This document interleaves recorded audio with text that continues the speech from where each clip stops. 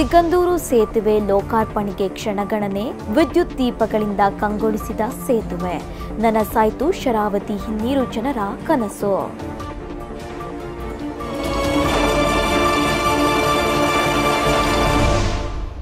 ಶಕ್ತಿ ಯೋಜನೆ ಅಡಿ 500 ಕೋಟಿ ಮಹಿಳೆಯರ ಪ್ರಯಾಣ. ಇದುವರೆಗೂ 500 ಕೋಟಿ ಮಹಿಳೆಯರ ಉಚಿತ ಪ್ರಯಾಣ. ಇಂದು 500ನೇ ಕೋಟಿಯ ಟಿಕೆಟ್ ಅನ್ನು ವಿತರಣೆ ಮಾಡಲಿರುವ ಸಿಎಂ.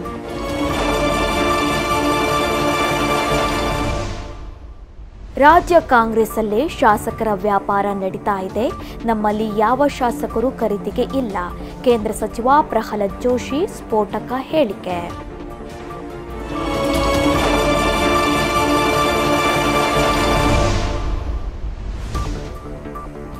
ಗಾಜಾ ಮೇಲೆ ಇಸ್ರೇಲ್ ದಾಳಿ. ನೀರು ತರಲು ತೆರಳಿದ್ದ 8 ಮಕ್ಕಳು ಸೇರಿ 43 ಮಂದಿ ಸಾವು.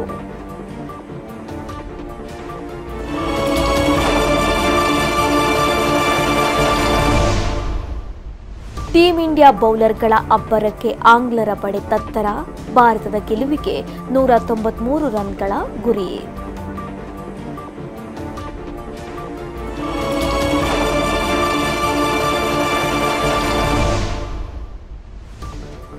ನೈಋತ್ಯ ಮುಂಗಾರು ತೀವ್ರತೆ ಹೆಚ್ಚಳ. ಕರಾವಳಿ ಜಿಲ್ಲೆಗಳಲ್ಲಿ ಹೆಚ್ಚಿನ ಮಳೆ. ಹವಾಮಾನ ಇಲಾಖೆ ಮುನ್ಸೂಚನೆ.